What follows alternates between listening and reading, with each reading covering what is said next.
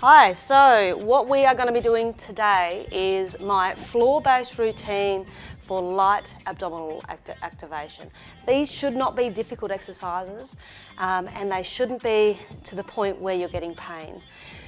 These are designed for people who are at the starting stage of building up their abdominal strength. So they are designed to be quite low grade. If you are finding that they're too difficult, then you'll need to drop back to the easier exercises. Particularly with the first couple of exercises, we will be using pelvic floor engagement with it. So with pelvic floor engagement, what we're looking for is deep underneath your pelvic region, you're going to be drawing upwards. So for most women, that sensation is the same or similar as closing your front passage. So if you were urinating and you're stopping the flow of urine, that drawing up movement where you shouldn't be getting other muscles working, it's a deep abdominal activation. You shouldn't be squeezing your bum at the same time. For blokes, obviously I don't have any first-hand experience, but the sensation I've been described is how it feels is like you're drawing your balls up into your pelvis region. Okay, so it's for both genders, it is still a drawing up movement within yourself, and you shouldn't be activating your glute muscles while you're doing that. Okay, so when I'm referencing activate your pelvic floor, that's what I'm referring to, and you shouldn't be holding your breath when you're doing it. All right, so we're going to be starting here. They're rib cage low, palms down. You're activating your pelvic floor and you're holding that activation while you bring your leg out to the side, then you bring it back in and then relax. So what we're doing with this is just training your pelvic floor to switch on and switch off. Okay, I'm going to place my hands here where you should feel a little bit of activation as you do the bent knee fall out. So bring the leg back in and relax. So I'm drawing my pelvic floor, which will automatically get a little bit of lower abdominal. Then I'm bringing the leg out to the side and back in, and then relax everything. Okay, you want it to fully relax that pelvic floor and abdominal region between repetitions for this one. So I'm switching on, bringing the leg out to the side, I'm bringing the leg back in, and then I'm relaxing.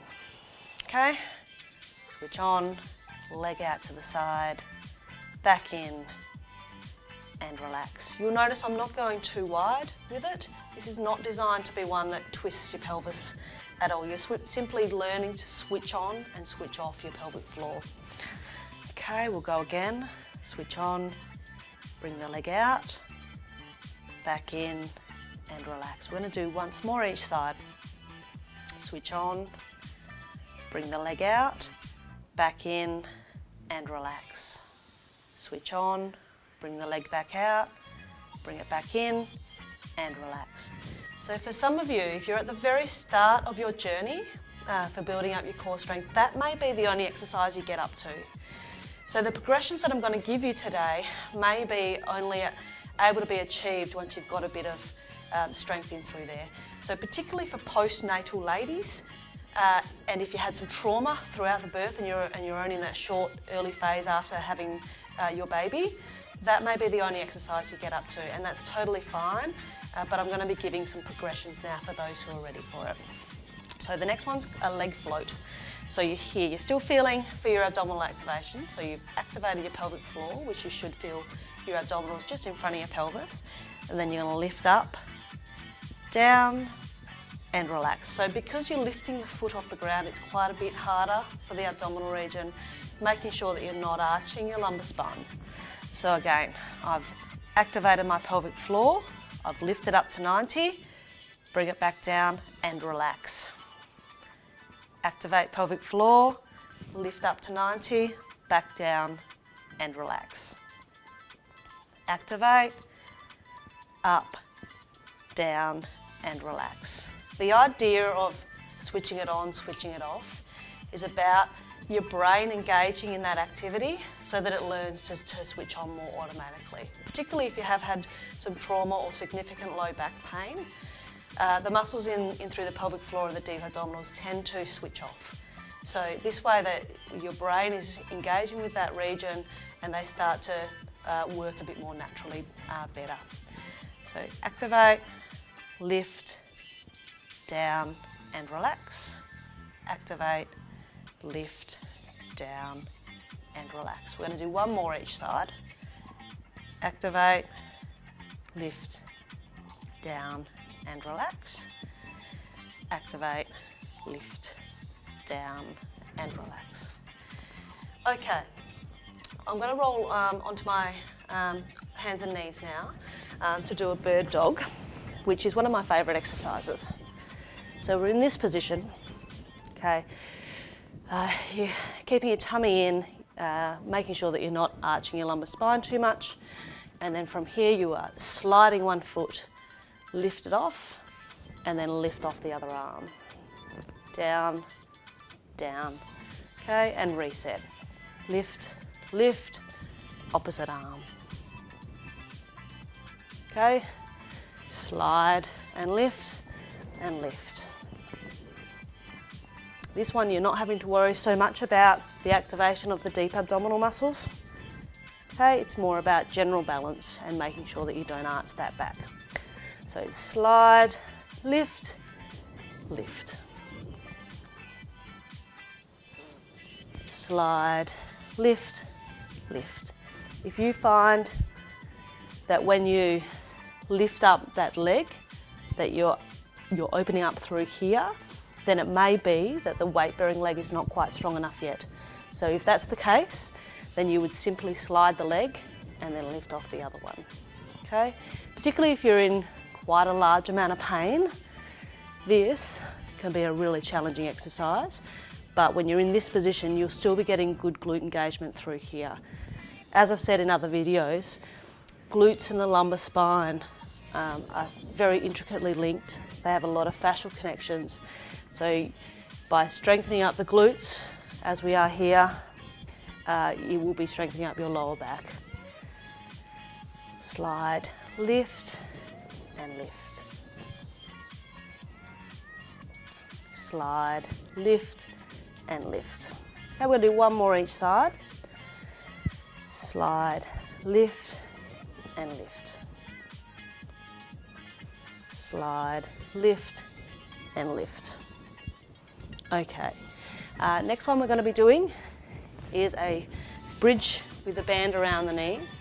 The idea of the band around the knees is it's going to get more glute medius activation. So a bridge, which is what we're going to be doing, gets glute max, which is a really strong, powerful hip extensor, so it pushes us forward. Glute medius is really important for balance, so when we're standing on one leg. All right, so it's important to do both lots. There are other glute muscles as well, obviously, but the two that we're strengthening with this exercise are definitely major players. So we're here. I've got a medium band. Okay, some people who are a bit stronger will be able to use the heavy band, but it depends what period of training you're in. If you're in quite a bit of lower back pain, medium, which for most companies is a blue band, is more than enough. Okay, so you're here, evenly balanced. I'm pressing, just maintaining a force against the band. So I've got my feet wide enough that the band wants to bring me inwards, but I'm not going to let it. My legs are going to just stay steady. And I'm here, I'm curling up that back and then control back in. Okay, so you'll notice this is the same as one of the stretches that I did in the lower back stretching exercises. And that's why it's a really good exercise, just to get a bit of extra glute tone while you're doing that bridge. Okay, so we're trying to get control through that lumbar spine as well as control through the pelvis, which is stopping the knees from rolling inwards. Okay, so you're curling up and curling back down.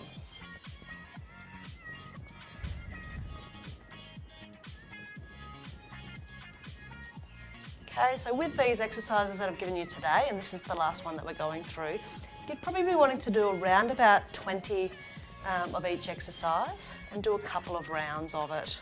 Okay, particularly if you're in that acute phase of injury, so where you're still getting quite a bit of pain. 2 rounds of this, which will probably take you around 10 or 15 minutes if you do it nice and slow and controlled. will be more than enough as you're building up your tolerance to loading. Okay, you should also be, as best as you can, doing a walking program to help complement this work, because walking is generally very well recommended for people who've got acute low back pain. Okay, we're going to do 3 more of this today.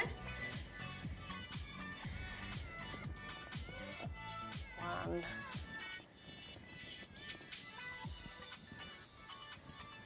2, last one, 3. Beautiful, thank you.